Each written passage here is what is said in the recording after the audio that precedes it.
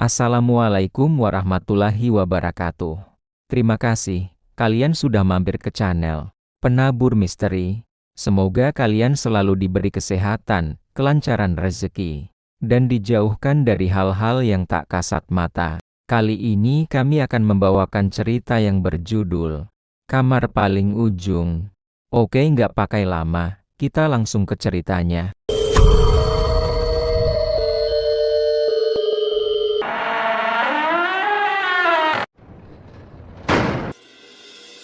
Tahun 2000, desa kecil di pinggiran Kudus masih lengang dari hiruk-pikuk modernitas.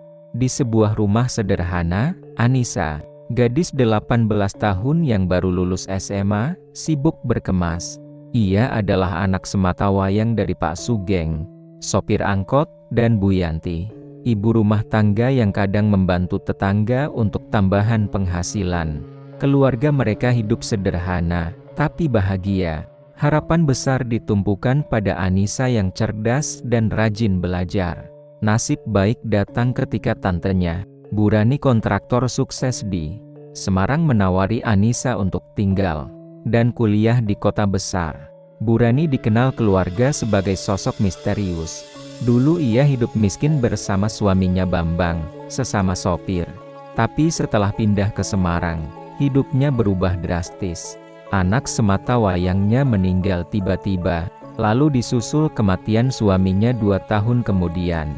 Tak lama, usahanya melesak dan rumahnya menjadi salah satu paling megah di kawasan Semarang Atas. Rumor yang beredar menyebut rumah itu berpenghuni 2 alam. Tapi keluarga Anissa menganggap itu hanya iri tetangga. Hari kepindahan pun tiba. Anissa diantar ayah ibunya ke rumah besar Bu Rani yang berdiri megah di lereng Bukit Arah, Solo. Rumah berlantai 2 itu dikelilingi pagar besi tinggi, dengan taman depan penuh bunga yang seperti tak pernah layu. Bu Rani menyambut mereka dengan ramah, bersama satu-satunya penghuni rumah lainnya, Bu Marsiem, pembantu tua yang pendiam dan penuh tatapan curiga. Setelah ramah tamah, Pak Sugeng dan Bu Yanti pamit pulang, meninggalkan Anissa di dunia baru yang asing namun menjanjikan masa depan. Tante Rani menunjukkan kamar Anissa di lantai 2, lengkap dengan perabot mewah dan jendela yang menghadap lembah. Namun sebelum turun, ia berpesan dengan nada serius, "Kamar paling ujung di lorong ini jangan pernah kamu buka, jangan sekalipun, Nisa." Anissa mengangguk, meski dalam hati menyimpan rasa penasaran. Lorong di lantai 2 itu sempit, remang, dan dingin meski siang hari. Di ujungnya, terlihat pintu kayu tua dengan gagang tembaga kusam, seakan menyimpan rahasia kelam. Hari pertama berlalu tenang. Anissa mulai terbiasa dengan suasana rumah besar dan persiapan kuliah. Tapi malamnya, saat lampu mulai redup dan suara kota memudar, ia mendengar seperti suara kursi digeser dari arah ujung lorong. Ia mencoba mengabaikannya, namun menjelang tengah malam, terdengar ketukan 3 kali di pintu kamarnya. Saat dibuka, lorong itu kosong dan sunyi, hanya angin malam yang menusuk tulang. Esok paginya, Anissa menganggap semua itu hal biasa, mungkin suara kayu mengembang atau tikus di langit-langit. Tapi perasaan tidak nyaman mulai tumbuh di dadanya. Rumah itu, meski mewah, menyimpan aura sepi yang mencengkeram. Bu Rani pun jarang di rumah, sering pergi urusan proyek. Bu Marsiem lebih banyak diam, hanya berbicara seperlunya. Di luar rumah megah itu, tak ada tetangga dekat. Hanya bukit, pohon besar, dan sunyi yang mencekam. Anissa belum tahu bahwa malam-malam selanjutnya akan mengubah pandangannya tentang dunia nyata dan dunia gaib. Hari-hari awal kuliah di Undip membuat Anissa sedikit teralihkan dari rasa tidak nyaman di rumah Bu Rani. Ia mulai berteman dengan sesama mahasiswa baru.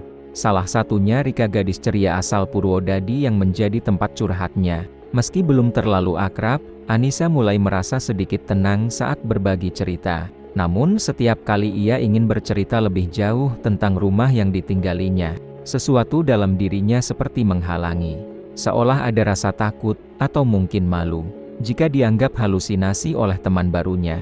Malam keempat, suara nyanyian terdengar dari ujung lorong. Suaranya lirih, seperti lagu Nina Bobo, namun bahasanya asing. Anissa yang sedang membaca di tempat tidur, langsung mematikan lampu dan menarik selimut. Tapi suara itu tidak berhenti, justru semakin dekat. Seperti seseorang berjalan pelan mendekati kamarnya sambil bernyanyi. Ketika suara itu sampai tepat di depan pintu, tiba-tiba terdengar helaan napas panjang berat dan serak. Anissa menggigil, memejamkan mata hingga tertidur dalam ketakutan. Keesokan harinya, Anissa bertanya pada Bu Marsiem tentang kamar ujung. Namun perempuan tua itu hanya terdiam, lalu pergi ke dapur seolah tak mendengar. Saat Anissa mencoba mengulang pertanyaan, Bu Marsiem hanya berbisik, "Kamu di sini cuma numpang. Mbak Nisa, jangan ikut campur urusan yang bukan buatmu." Kata-kata itu membuat bulu kuduk Anissa berdiri. Semakin terasa bahwa rumah besar itu bukan sekadar tempat tinggal, tapi menyimpan rahasia yang menuntut korban diam-diam. Malam ke-9, Anissa bermimpi berjalan menyusuri lorong lantai 2, lampu temaram dan dinding penuh bercak hitam. Saat sampai di depan pintu kamar terlarang, pintunya perlahan terbuka sendiri, berdecit panjang. Di dalamnya, terlihat lantai penuh sesajen, bunga kantil layu, mangkuk berisi darah, dupa yang menyala, dan sebuah boneka bayi lusuh tergeletak di tengah ruangan. Di sudut ruangan berdiri perempuan tanpa wajah, mengenakan kain putih dengan tangan yang berlumuran darah. Ia melangkah pelan ke arah Anissa, kuku panjangnya terjulur siap mencakar. Anissa berteriak, terbangun dengan tubuh penuh keringat. Ia mencoba meyakinkan diri bahwa semua itu hanya mimpi. Namun saat iseng berjalan mendekati ujung lorong esok harinya, suasana di depan kamar itu terasa sangat dingin, dan bau dupa menyeruak dari celah pintu. Anissa gemetar. Lorong itu tampak lebih gelap dari biasanya, seolah cahaya matahari tak mampu menembus ke sana. Ia nyaris membuka pintu, namun langkah kaki mendekat dari bawah membuatnya segera lari ke kamar. Bu Marsiem memanggil, menyuruh makan siang. Tanpa tahu Anissa hampir melanggar larangan yang ditegaskan Bu Rani. Malam-malam selanjutnya, suara tangisan terdengar dari arah kamar terlarang. Tangisan anak kecil, kadang dibarengi suara perempuan yang memanggil namanya, "Nisa, kemari ih." Kadang terdengar ketukan yang pelan, lalu mendadak keras, seperti pintu dipukul dengan batu. Anissa mulai kehilangan tidur. Matanya cekung, pikirannya kacau. Di kampus, ia mulai susah konsentrasi. Rika melihat perubahan itu dan mengajaknya menginap di kos temannya untuk semalam. Tapi Anissa menolak, takut menyinggung Tante Rani. Ia hanya bilang, "Aku cuma butuh tidur yang nyenyak." Namun di rumah Bu Rani, tidur yang nyenyak hanyalah ilusi. Karena makhluk yang menghuni lorong terlarang itu tak ingin Anissa sekadar menjadi tamu. Ia ingin Anissa menjadi bagian dari rumah itu selamanya. Seiring berjalannya waktu, gangguan di rumah Bu Rani semakin menjadi jeti. Di minggu ketiga, Anissa mulai mendengar suara pintu terbuka sendiri di ujung lorong. Meski tak pernah ada yang lewat, suara itu muncul hampir tiap malam. Diikuti bayangan hitam yang melintas cepat di depan kamarnya. Ia mencoba menenangkan diri dengan membaca ayat-ayat Al-Quran. Tapi malam itu saat membaca surat Yasin, lampu kamarnya mendadak mati dan suara napas berat terdengar dari balik lemari. Ketika Anissa menoleh, lemari itu terbuka sedikit dan tampak tangan hitam panjang menjulur keluar. Ia menjerit sekuat tenaga dan berlari keluar kamar. Bu Marsiem yang tidur di lantai 1 tergesa naik. Namun saat melihat Anissa menangis ketakutan, ia hanya beristighfar pelan, lalu membawanya ke dapur dan menyeduhkan teh manis. "Kamu sudah diganggu mereka," ucapnya lirih. Kamar itu bukan tempat biasa, dulu. Sebelum anak Bu Rani meninggal, suara tangisan juga sering terdengar dari sana. Tapi setelah anak dan suaminya wafat, suara-suara itu tambah banyak. Kadang seperti ada orang mengaji, kadang suara anak ketawa tengah malam. Namun saat Anissa bertanya lebih lanjut, Bu Marsiem hanya menggeleng dan menyuruhnya tidur di ruang tamu malam itu. Keesokan harinya di kampus, Rika mengajak Anissa makan siang bersama. Di sela-sela makan, Anissa akhirnya curhat soal mimpi dan kejadian-kejadian gaib di rumah. Bu Rani, Rika awalnya mengira Anissa hanya stres. Tapi setelah mendengar detil mimpi tentang kamar, sesajen dan perempuan tanpa wajah, ekspresi Rika berubah. Ia bercerita bahwa di daerah Semarang Atas memang ada cerita lama tentang pesugihan lorong tumbal. Ritual gaib untuk mendapatkan kekayaan dengan menumbalkan keluarga sendiri. Konon, orang yang menjalani ritual itu harus mengorbankan darah dagingnya, biasanya anak atau suami. Tumbalnya disimpan di satu ruang khusus, dan setiap bulan harus diberi sesajen. Cerita Rika membuat Anissa terpaku. Ia mulai mencocokkan semuanya, kamar larangan, kematian anak dan suami Burani yang tiba-tiba, kekayaan yang melonjak dalam waktu singkat, dan gangguan makhluk gaib setiap malam. Semua terasa seperti kepingan puzzle yang mulai menyatu. Di dalam hatinya, muncul rasa takut dan jijik. Tapi ia masih ragu, apakah ini hanya kebetulan, atau memang rumah itu menyimpan kutukan kelam. Malam itu, Anissa nekat meletakkan kamera kecil pinjaman dari teman kuliahnya di depan kamar larangan. Ia menyetel agar kamera itu merekam otomatis saat mendeteksi gerakan. Paginya, saat melihat hasil rekaman, jantung Anissa hampir berhenti. Sekitar jam 2:15 dini hari, kamera menangkap gambar pintu kamar terbuka sendiri. Dari dalam, muncul sosok perempuan berambut panjang menyeret kakinya keluar. Wajahnya kabur dan penuh luka, tapi terlihat jelas bahwa sosok itu berhenti tepat di depan pintu kamar Anissa, lalu menghilang begitu saja. Anissa langsung mematikan kamera dan menangis dalam diam. Ia tahu, ini bukan lagi gangguan biasa. Rumah itu menyimpan arwah gentayangan. Dan kamar larangan bukan sekadar ruang kosong. Itu adalah pintu antara dunia manusia dan dunia kematian. Tempat roh tumbal dikurung dan dijaga oleh makhluk-makhluk dari dunia lain. Dan entah kenapa, mereka semua kini mulai memperhatikan Anissa, seolah dia calon penghuni berikutnya. Sepulang kuliah, Anissa menatap rumah besar itu dengan perasaan tidak tenang. Baginya, rumah Burani bukan lagi tempat tinggal yang nyaman, melainkan sarang dari sesuatu yang gelap dan tak terucapkan. Ia masih menyimpan hasil rekaman dari kamera semalam, tapi belum punya keberanian menunjukkan kepada siapapun. Saat Burani pulang malam itu, Anissa sempat berniat bicara, namun tatapan tajam dan dingin sang tante membuatnya mengurungkan niat. Bahkan, saat hendak menyapa, Burani hanya menjawab dengan suara pelan dan langsung masuk ke kamarnya di lantai 1. Tercium samar bau kemenyan dari tubuhnya. Malam itu, mimpi buruk kembali datang. Anissa bermimpi dirinya berada di dalam kamar terlarang, dikelilingi api kecil dari lilin-lilin ritual. Di tengah ruangan, seorang anak laki-laki bersimbah darah duduk membelakanginya. Tubuhnya membeku dan pucat. Ketika anak itu menoleh, wajahnya sudah tidak utuh, kulit robek dan mata hitam meneteskan darah. Anak itu bergumam lirih, "Tolong aku dikorbankan." Anissa menjerit, namun tak bisa bergerak. Sosok perempuan tanpa wajah muncul lagi. Kali ini berbisik di telinganya, "Kamu yang berikutnya." Keesokan harinya, Anissa nekat menghubungi seorang ustaz dari Kudus. Kenalan ibunya, bernama Ustaz Wahid. Ia menceritakan semuanya, dari kamar terlarang, mimpi-mimpi, hingga rekaman kamera. Ustaz Wahid tak langsung bereaksi, hanya meminta Anissa membaca beberapa ayat pelindung setiap malam dan berjanji akan berkunjung ke Semarang minggu depan. Namun dari nada suaranya, Anissa tahu bahwa ustaz itu menyadari sesuatu yang serius sedang terjadi. Ia hanya berpesan agar jangan pernah masuk kamar itu sendirian, karena semakin dekat, semakin besar pengaruh gaib yang bisa masuk ke tubuh dan pikiran Anissa. Namun malam harinya, gangguan semakin mengerikan. Pukul 2 dini hari, terdengar suara tangisan anak kecil yang begitu jelas dari dalam kamar ujung. Anissa yang ketakutan menutup telinganya, tapi tangisan itu berubah menjadi tawa nyaring yang menggema di sepanjang lorong.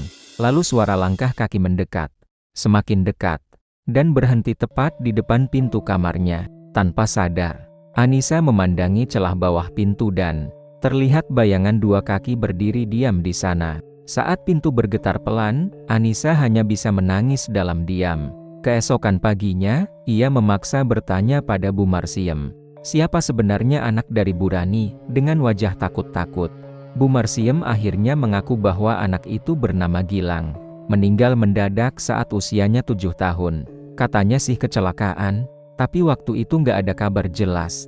Jenazahnya nggak dibawa ke kampung, cuma langsung dikubur di pekuburan umum di Semarang sini. Waktu itu saya juga nggak tahu apa-apa. Tapi malam-malam setelahnya, saya sering lihat Bu Rani duduk di lorong itu, sambil nangis. Sambil nyalain lilin dan bawa foto anaknya. Katanya, dia nggak mau Gilang benar-benar pergi. Cerita itu membuat jantung Anissa berdegup kencang. Ia mulai sadar bahwa yang gentayangan bukan sekadar jin penunggu rumah. Tapi mungkin arwah Gilang sendiri yang menjadi tumbal. Makin hari, ia merasa pikirannya diganggu. Saat di kelas, ia sering melamun dan melihat bayangan gelap berdiri di belakang dosennya. Saat di kamar mandi, ia merasa ada yang memperhatikannya dari cermin. Dan yang paling membuatnya takut, adalah ketika ia melihat pantulan wajah sendiri. Namun tanpa mata, Anissa tahu waktunya hampir habis.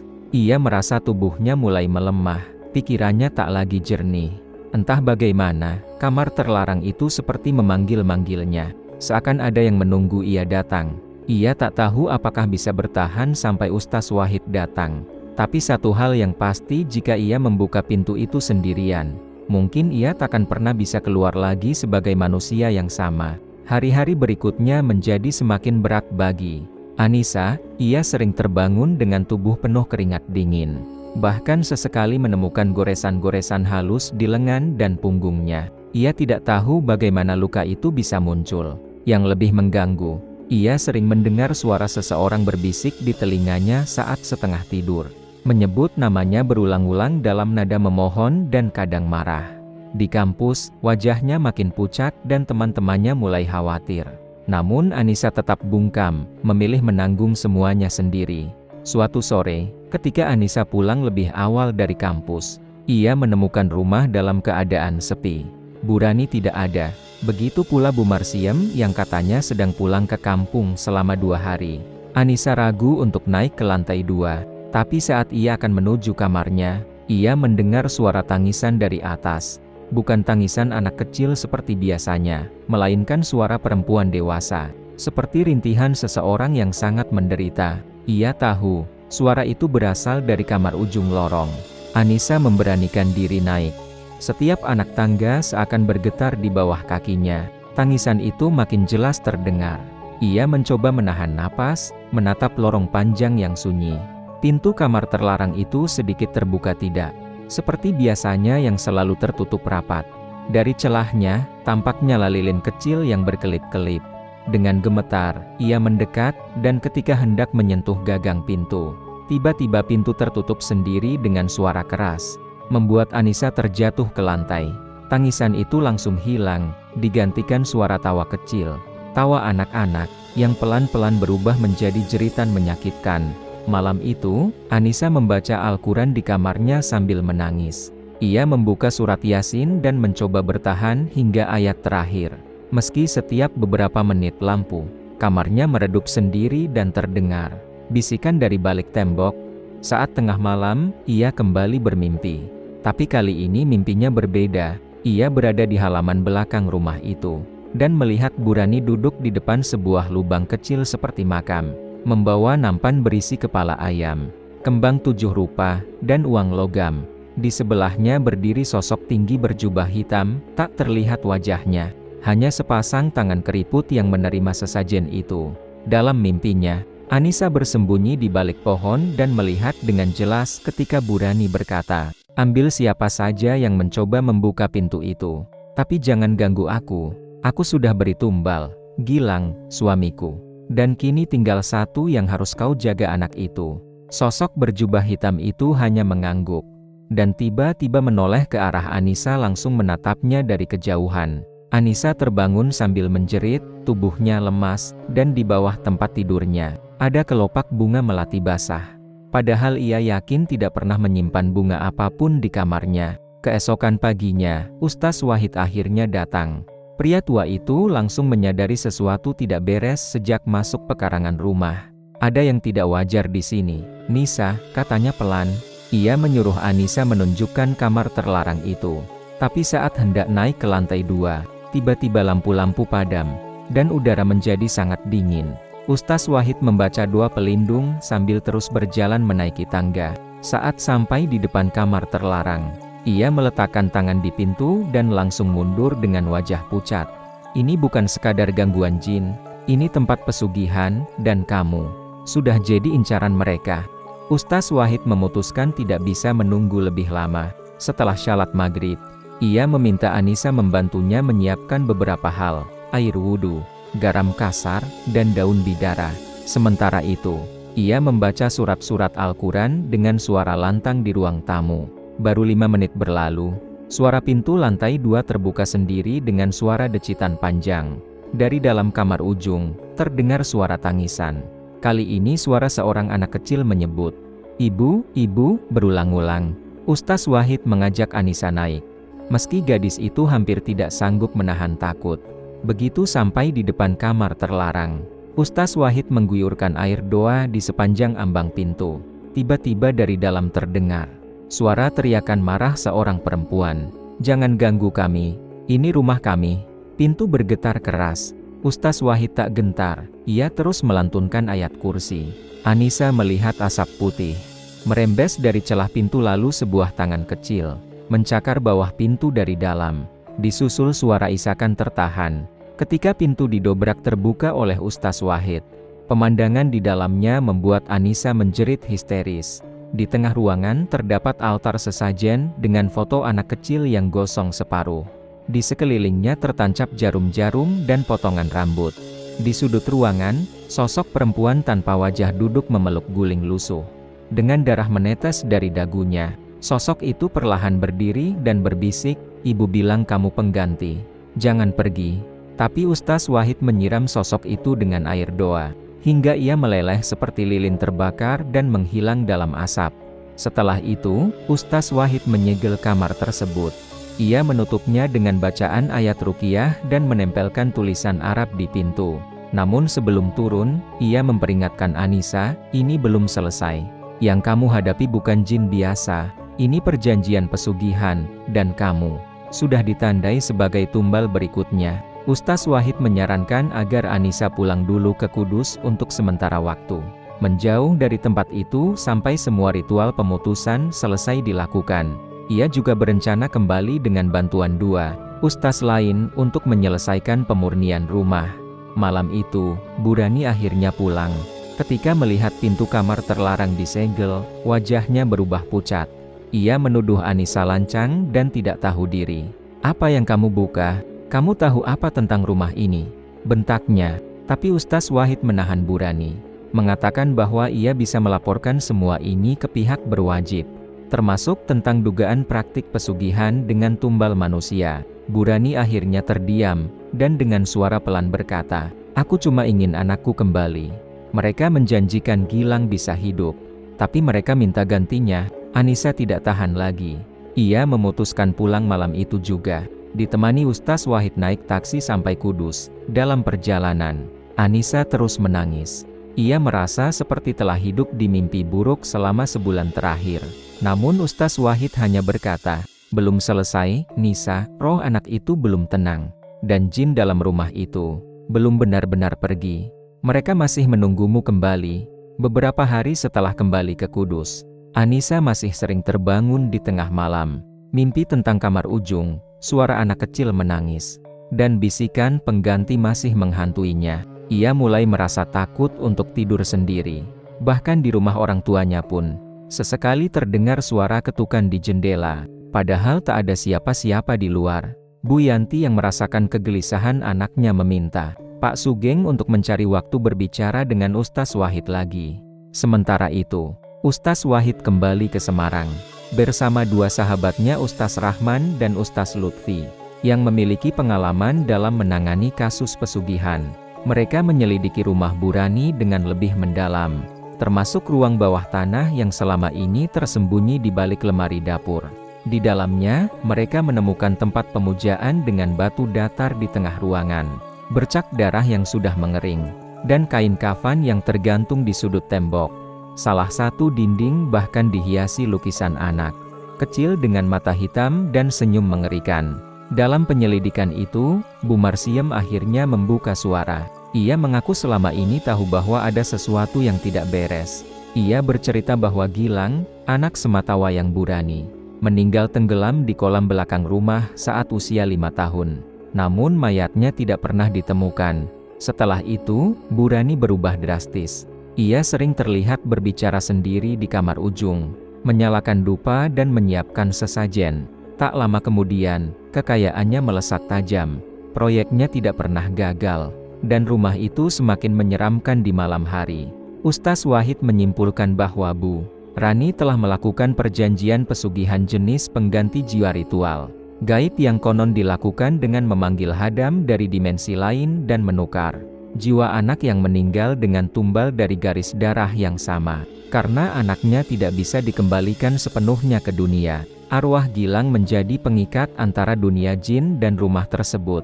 Untuk mempertahankan keberuntungan dan kekayaan, perjanjian itu harus diperpanjang setiap 5 tahun dengan tumbal baru. Dan kali ini, giliran Anissa. Di Kudus, Anissa makin tertekan. Ia merasa selalu diawasi. Suatu malam, ketika membuka cermin kamarnya, ia melihat bayangan anak kecil berdiri di belakangnya, memegang boneka lusuh dan berkata pelan, "Aku kedinginan, Kak. Temani aku, ya." Anissa langsung pingsan. Keesokan paginya, Bu Yanti menemukan anaknya tidur dalam posisi aneh membelakangi cermin, menggenggam boneka yang tak pernah mereka miliki. Itu membuat orang tuanya panik dan langsung menghubungi Ustaz Wahid. Malam itu, Ustaz Wahid datang ke Kudus dan melakukan ruqyah pada Anissa. Ia menyatakan bahwa jin dari rumah Bu Rani mulai mengikuti Anissa karena tali gaib belum terputus sepenuhnya. Hanya ada satu cara, Anissa harus kembali ke rumah Bu Rani untuk menyaksikan pemutusan perjanjian secara langsung. Karena namamu sudah disebut dalam ikatan itu, kata Ustaz Wahid serius. Kalau tidak, mereka akan terus mencarimu, di dunia nyata maupun mimpi. Dengan berat hati, Anissa menyetujui rencana itu. Malam itu hujan turun deras di Semarang. Petir menyambar-nyambar di langit, seolah ikut menandai akan ada sesuatu yang besar terjadi. Anissa, didampingi oleh kedua orang tuanya dan Ustaz Wahid, kembali ke rumah besar milik Bu Rani. Rumah itu tampak lebih suram daripada biasanya. Cahaya lampunya redup, dan hawa dingin menusuk sejak dari halaman depan. Di dalam, Bu Rani menunggu dalam diam. Wajahnya terlihat lebih tua dan pucat dari sebelumnya. Ia tahu, malam ini perjanjian yang telah lama ia ikat harus diakhiri. Ustaz Wahid bersama dua rekannya mempersiapkan pemutusan ikatan gaib. Mereka membawa kayu gaharu, garam laut, 7 helai rambut dari Anissa yang digunakan sebagai media pemanggil jin, serta kitab doa khusus. Anissa diminta untuk berdiri di depan kamar ujung tempat di mana segalanya bermula. Pintu kamar kembali terbuka sendiri, memperlihatkan ruangan yang kini penuh dengan kabut tipis, bau kemenyan, tanah basah, dan darah tercium samar. Tiba-tiba, dari dalam kamar muncul sosok anak kecil berpakaian putih basah kuyup. Matanya kosong, hitam seperti arang. Dan dari mulutnya keluar suara anak kecil bercampur gaung seperti suara tua. "Aku ingin ibu, tapi ibu sudah membayarku." Dengan dia, sosok itu menunjuk Anissa. Tubuh gadis itu mendadak kaku. Matanya melotot, dan dari mulutnya keluar suara lirih. "Bukan aku bukan dia." Ustaz Wahid segera membacakan ayat-ayat ruqyah dengan lantang, dibantu dua ustaz lain yang menyiramkan air doa ke seluruh ruangan. Suara jeritan terdengar dari dalam kamar. Dinding-dinding rumah bergetar, dan seluruh lampu padam seketika. Dalam kegelapan, terlihat bayangan sosok Bu Rani berdiri di tengah ruangan sambil memeluk anak itu. "Maafkan ibu, Gilang. Maafkan ibu," bisiknya, sebelum sosok anak itu mencakar wajahnya hingga darah mengucur deras. Bu Rani roboh di tempat, tubuhnya menggeliat seperti kesurupan.